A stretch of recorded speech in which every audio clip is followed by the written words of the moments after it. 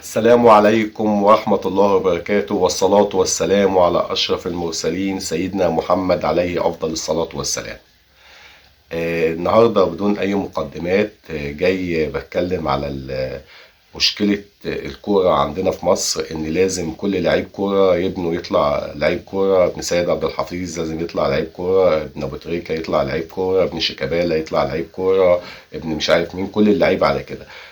في عيون يا جماعة، وفي ناس أقسم لكم بالله، يعني إزاي إحنا بلد فيها 110 مليون مش قادرين نكون 11 لعيب يوصلوا بينا كأس العالم ونعملوا المعجزة اللي عملتها المغرب اللي تستحق مننا كل احترام وكل تقدير.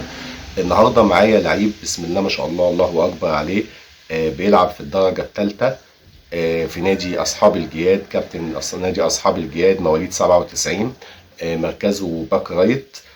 عنده بسم الله ما شاء الله مهارات وباور ولعيب حريف، وبجد يعني انا مستغرب ازاي اللعيبه اللي زي ديت مش لاقي عين مجرده تبص عليها. ده ما يلعبش في اهلي والزمالك من وجهه نظري الشخصيه، ده يلعب في منتخب مصر اساسي. اللعيبه ديت بسم الله ما شاء الله بتكافح وبتتعب. عايز اقول لكم حاجه، اللعيبه اللي بتلعب في دوري المظالم دي بتلعب في ارض يكاد يكون ربنا ساتر على اللعيبه ديت.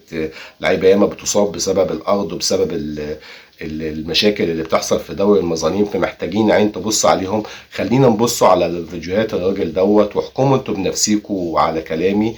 ان انا بجد بسم الله ما شاء الله من الناس اللي معجب بيها جدا. لعيب حريف وملتزم جدا وربنا معاه، وان شاء الله يلاقي عين تبص عليه ويروح نادي كبير، ونكون القناة بتاعتنا بإذن الله سبب من الأسباب إن ربنا يكرمه ونشوفه أحسن الناس. صباحكم جميل، والسلام عليكم ورحمة الله وبركاته. واتفرجوا على الفيديو، وما تنسوش الإعجاب والاشتراك في القناة اللي أول مرة يشوفني.